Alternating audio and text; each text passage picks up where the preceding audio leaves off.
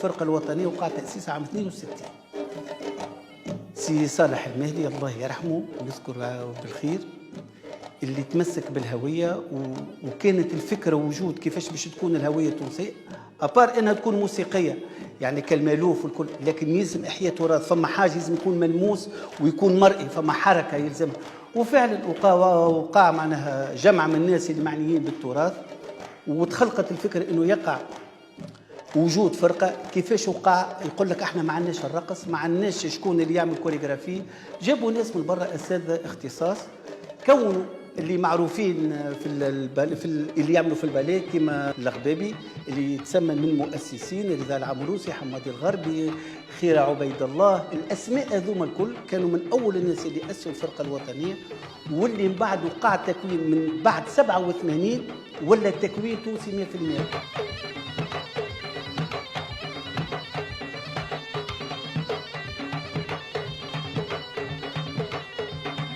الفرقة الوطنية فرقة وطنية ماخذة جائزة عالمية، فرقة وطنية هاي مسافرة، الفرقة الوطنية قدمت معروفة باسم الفرقة، لكن في وسطها رجال في وسطها نساء بالحق قاموا بالواجب. الناس اللي قبلنا عطاونا، لكن وقت اللي هما ما نجموش يكملوا خذينا عليهم، والحمد لله نتسامحوا وصلناها بر الأمان اللي اليوم نقولوا عنا جيل، وهكا نقولوا أكبر تحية.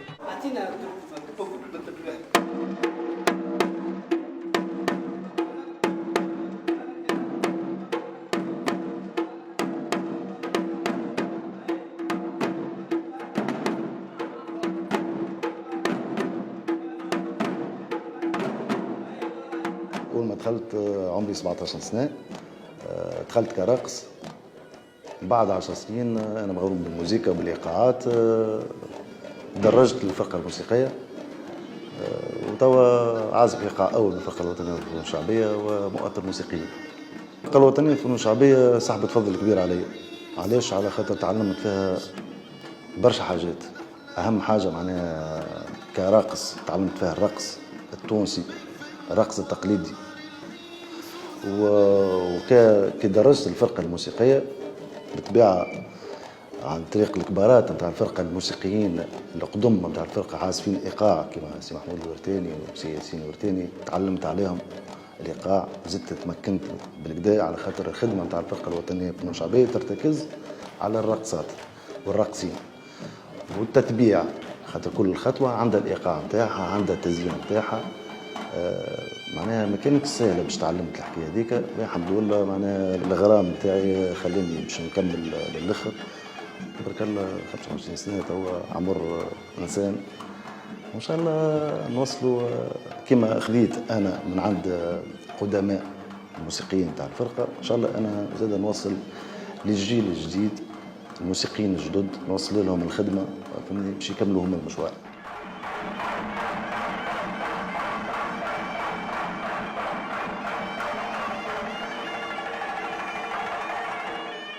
Je suis designer de formation, donc في الأيامات القراية وكل تعرفوا avec les projets وكل تبعنا في des concepts artisanal وكل، donc دخلت في الجو هذاك.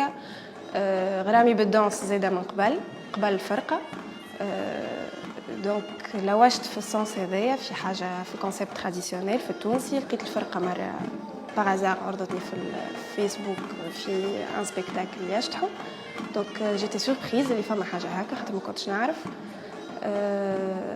تابعتهم شويه حتى لين جات الفرصه اني دخلت في اوديسيون. جيت معاهم اول عام جيو في السيتي دو لا كولتور. يعني الشتيح في الفرقه واللي يتقدم فيه الفرقه هو عباره على فيترينا قدمت فيها كل شيء موجود في الدانس التونسي نتاعنا. دونك هنا نجمو نحكيو لك على شنو يشطحوا في الشمال، شنو يشطحوا في الجنوب، شنو يشطحوا في الشمال الغربي، شنو يشطحوا في الشمال يعني هنا كي تتفرج في الفرقه تنجم تاخو حاجه نظره جلوبال على شنو عنا في تونس. قدرة ربي توا مطمنين. أنا كنت قبل نقول نخاف كل ما نطلع للوزارة نهز العلم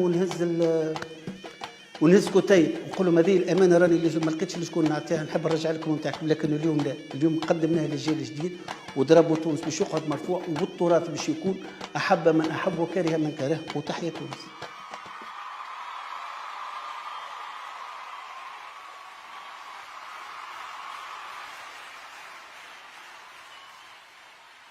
كارتاج دانس Let's meet again.